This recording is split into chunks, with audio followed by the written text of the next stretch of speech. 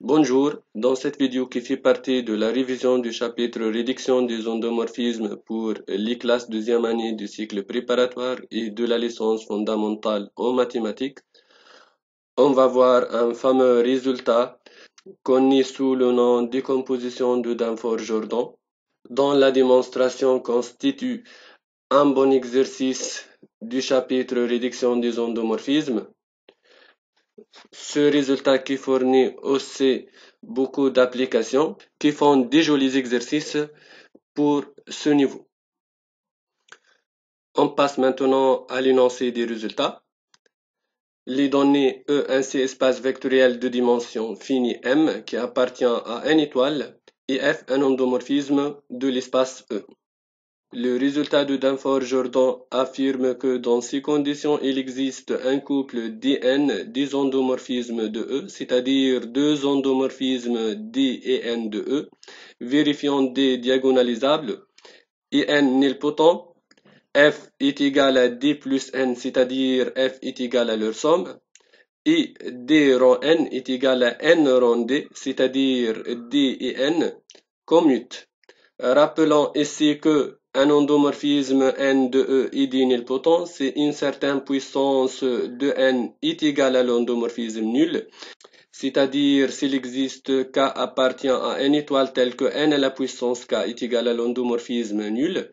Rappelons aussi qu'un endomorphisme D est diagonalisable s'il existe une base dans laquelle la matrice de l'endomorphisme D est diagonale. Avant d'établir la démonstration, faisons quelques rappels qui seront utiles dans cette démonstration. Dans tous les points de ce rappel, K est égal à R ou C, E un K espace vectoriel de dimension M et F un endomorphisme de E. Rappel 1, un sous-espace vectoriel grand F de E est distable par l'endomorphisme petit f si quel que soit x dans le sous-EV grand F, l'image de x par l'endomorphisme petit f reste dans le sous-EV grand F. Dans ce cas, on introduit l'endomorphisme induit par l'endomorphisme petit f sur le sous-espace grand F. C'est l'application de grand F dans grand F qui, à x, on associe petit f de x. Rappel 2 maintenant, on considère un polynôme P appartient à K crochet X, c'est-à-dire un polynôme à coefficient dans K. On a le premier point, les endomorphismes F et P de F commutent, c'est-à-dire F rang PF est égal à PF rang F. Plus généralement, deux polynômes en F commutent. Deuxième point, le sous-espace noyau de PF qui est égal à bien sûr les X dans E tel que l'endomorphisme PF appliqué à X est égal à le vecteur nul. Donc, cet sous-espace est stable par l'endomorphisme petit f. Plus généralement, CG est un endomorphisme de E qui commute avec F, alors le noyau de G est stable par F. Rappel 3 maintenant, c'est le théorème de Cayley-Hamilton qui affirme que le polynôme caractéristique de l'endomorphisme f est annulateur de f. Autrement, le polynôme caractéristique de f appliqué à f est égal à l'endomorphisme nul. Bien sûr, le polynôme caractéristique de f, c'est par définition le déterminant de x, l'identité, moins f. Rappel 4, c'est le théorème de décomposition des noyaux. On considère un polynôme P à coefficient dans K. Si P s'écrit le produit P1 fois P2 ainsi de suite fois PR, avec P1 jusqu'à PR, ce sont des polynômes de K crochet X permis entre 2 à 2. C'est-à-dire pour chaque couple IIG distant PI et PGCD, leur PGCD est égal à 1. Alors, dans ce cas, le noyau de l'endomorphisme PF est égal à la somme de I allant de 1 jusqu'à R du noyau de PI appliqué à F. Si de plus l'endomorphisme PF est égal à l'endomorphisme nul, bien sûr dans ce cas le noyau de PF c'est l'espace E tout entier et donc on obtient E est égal à la somme directe de I allant de 1 jusqu'à R du noyau de PI appliqué à F. Maintenant on va établir la démonstration des résultats. Voilà notre énoncé. E est un C espace vectoriel de dimension finie M. F un endomorphisme de E. Alors, il existe deux endomorphismes D et N de E, tels que D est diagonalisable et N est nilpotent. F est égal à la somme D plus N id rond n est égal à n rond d. On va faire la démonstration sous la forme d'un exercice.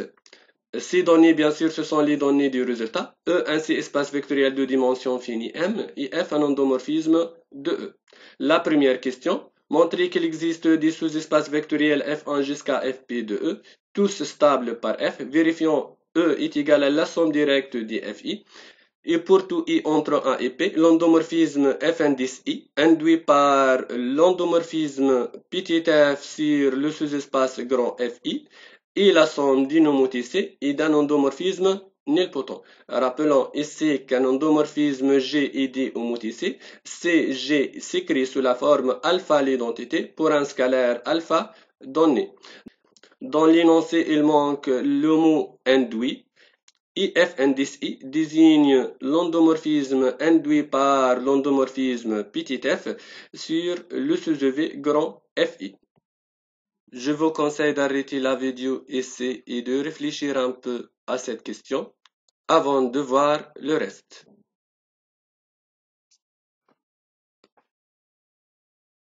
On va répondre maintenant à la question 1. La question, c'est montrer qu'il existe des sous-espaces vectoriels F1 jusqu'à Fp de E, tous stables par l'endomorphisme petit f. Vérifions E est égal à la somme directe des Fi. Et pour tout I entre 1 et P, l'endomorphisme induit sur le sous-EV grand Fi est la somme d'une homothétie et d'un endomorphisme nilpotent. On va commencer par une remarque. Rappelons que navi CP est égal à le produit P1 fois P2 ainsi de suite fois PR. Avec P1 jusqu'à PR, ce sont des polynômes premiers entre 2 à 2. Et PF est égal à l'endomorphisme nul, c'est-à-dire P est annihilateur de F. Dans ce cas, E est égal à la somme directe du noyau de Pi et de F. Donc, on obtient une décomposition de l'espace en somme directe des sous-EV. Et sous-EV sont sous la forme noyau d'un polynôme en F. Donc, ils sont tous stables par F. Donc, si on a un polynôme annihilateur P, alors avec le théorème de décomposition des noyaux, on obtient une décomposition de l'espace en somme directe des sous-EV, tous stables. Et donc, pourquoi pas, choisissons les FI, les noyaux de PI de F, avec les PI, ce sont la décomposition en facteurs irréductibles d'un polynôme annulateur. L'endomorphisme F admet-il un polynôme annulateur? Bien sûr, si oui. C'est grâce au théorème de Cayley-Hamilton qui affirme que le polynôme caractéristique de F est annulateur. Donc, on applique le théorème de décomposition du noyau aux éléments de la décomposition en facteurs irréductibles du polynôme caractéristique. Et bien sûr, ces éléments sont promis entre 2 à 2. Découvrons alors est-ce que notre choix convient ou non. Nous sommes dans un C-espace vectoriel et donc le polynôme caractéristique est scindé sur C. Et donc on a une décomposition très jolie. Alors, E est un C-espace vectoriel de dimension M qui est supérieur ou égal à 1. Donc notre polynôme caractéristique est de degré supérieur ou égal à 1. Puisque le degré de polynôme caractéristique, c'est la dimension M de l'espace. De plus, notre polynôme caractéristique est dans C crochet X. Et donc, il est scindé sur C, puisque tout polynôme non constant à coefficient dans C est scindé sur C. On sait aussi que le polynôme caractéristique est de coefficient dominant 1 et que ces racines sont exactement les valeurs propres de l'endomorphisme F. Et donc, sa décomposition, c'est le produit de I allant de 1 jusqu'à P, x moins lambda I à la puissance mi. Avec les lambda I, ce sont les valeurs propres 2 à 2 distantes de F, et les mi, leur multiplicité. Bien sûr, je vous rappelle que c'est un polynôme P scindé. Il s'écrit le produit de x moins lambda I à la puissance mi, avec les lambda I, ses racines, et les mi, leur multiplicité. Alors, les éléments de la décomposition en facteurs irréductibles de notre polynôme caractéristique, ce sont les x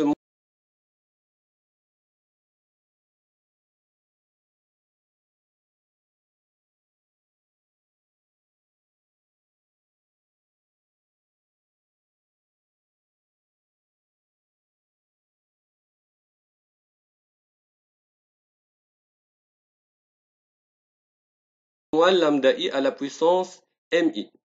Posons alors pi indice ici x moins lambda i à la puissance mi et fi son noyau. Bien sûr, pi appliqué à f c'est x moins lambda i appliqué à f le tout à la puissance mi. Or, x moins lambda i appliqué à f, c'est f moins lambda i l'identité. Et donc, pi indice i de f, c'est f moins lambda i l'identité à la puissance mi. Et f et grand fi, c'est le noyau de f moins lambda i l'identité à la puissance mi. Comme les lambda i sont 2 à 2 distantes, bien sûr, les pi sont premiers entre 2 à 2. Alors, comme les pi sont premiers entre 2 à 2, et donc d'après le théorème de décomposition du noyau, et vu le fait que le polynôme caractéristique est un polynôme annihilateur de f, on obtient que E est égal à la somme directe des fi. De plus, pour tout i entre 1 et p, fi est stable par f car c'est le noyau d'un polynôme en f. Notons maintenant f petit f indice i, l'endomorphisme induit par l'endomorphisme petit f sur le sous-EV grand fi. Bien sûr, f indice i, c'est l'application de grand fi dans grand fi qui a x, on associe f de x. Il nous reste maintenant seulement le fait que l'endomorphisme induit est la somme d'un endomorphisme nilpotent et d'une homothicée. Or, l'endomorphisme induit sur le sous-EV grand fi, qu'on note f indice i, qu'on note petit f indice i, c'est l'application de grand fi dans grand fi, qui a x, on associe f de x. Grand f indice i étant le noyau de f moins lambda et l'identité à la puissance mi. En particulier pour tout x dont fi, on a f moins lambda et l'identité à la puissance mi appliquée à x est égale à le vecteur nul. Mais cette quantité, c'est exactement l'endomorphisme f indice i moins lambda et l'identité de sous-EV grand fi, le tout à la puissance mi appliquée à x. Pourquoi? Car pour x appartient au sous-EV grand fi, l'endomorphisme petit f indice i moins lambda et l'identité du sous-EV grand fi appliqué à x, c'est f indice i appliqué à x moins lambda i fois x. Et f indice i de x, c'est exactement f de x, donc on obtient f moins lambda et l'identité, le tout appliqué à x. Et donc appliquer fi moins lambda et l'identité mi fois à x, c'est la même chose que appliquer f moins lambda et l'identité de l'espace E, mi fois au vecteur x qui donne 0 par définition de fi. Donc, on obtient que fi moins lambda et l'identité à la puissance mi est égal à l'endomorphisme nul. Et donc, l'endomorphisme fi moins lambda et l'identité est nilpotent, qu'on note ni. Alors, fi en fonction de ni, c'est égal à ni plus lambda et l'identité, d'où fi est la somme d'un endomorphisme nilpotent ni et d'une homothicée hi lambda i l'identité. Question 2 maintenant, on pose de i la dimension du sous-EV grand fi pour chaque i entre 1 et p et on considère une base B de E adaptée à la décomposition de l'espace E ensemble direct des fi. Montrer qu'il existe des nombres complexes alpha 1 jusqu'à alpha p et des matrices carrées nilpotentes n1 jusqu'à mp telles que ni est d'ordre de i à coefficient densé et qui vérifie la matrice dans la base B de l'endomorphisme f est une matrice diagonale par bloc. Dans les blocs diagonaux, c'est alpha 1 l'identité d'indice de 1 plus n1, alpha 2 l'identité d'indice de 2 plus n2, ainsi de suite. Et finalement, alpha p l'identité d'indice de p plus mp. Et la question 3, c'est la conclusion. Répondons maintenant à la question 2. On veut montrer que la matrice dans la base B de l'endomorphisme F est une matrice diagonale par bloc dont le nombre du bloc diagonaux c'est P et dans le i1 bloc c'est sous la forme alpha i l'identité d'ordre de i plus ni avec alpha i un nombre complexe et ni une matrice nilpotente d'indice di.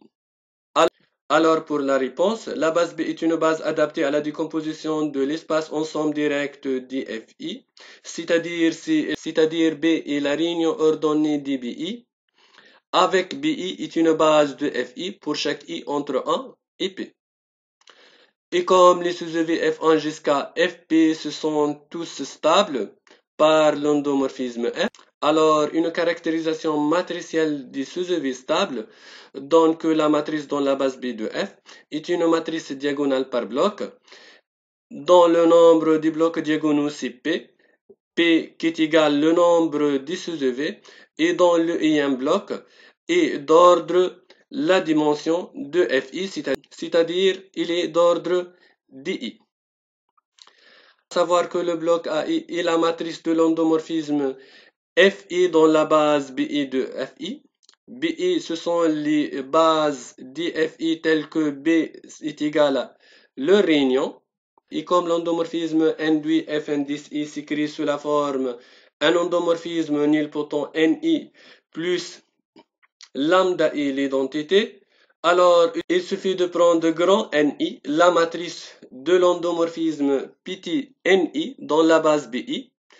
Comme l'endomorphisme Ni est nilpotent, forcément la matrice grand Ni est une matrice nilpotente.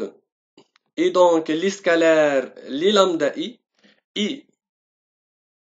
les matrices Ni répondent à la question, puisque on a AI est égal à Ni plus lambda i, l'identité. On passe maintenant à la question 3, c'est la conclusion, c'est-à-dire l'existence du couple D et N. Comment on va choisir D et N?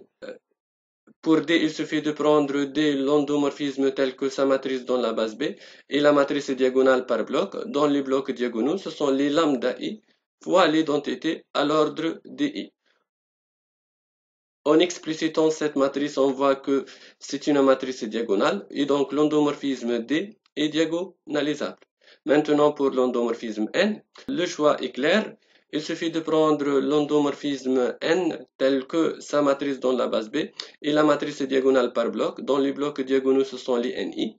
En fait, avec ce choix, pour n'importe quel entier K, la matrice dans la base B de N à la puissance K, c'est la matrice diagonale par bloc. Dans les blocs diagonaux, ce sont les NI à la puissance K. Et donc il suffit de prendre K plus grand que les indices des NI. Avec ce choix, on obtient que la matrice dans la base B de l'endomorphisme petit n à la puissance K est égale à la matrice nulle.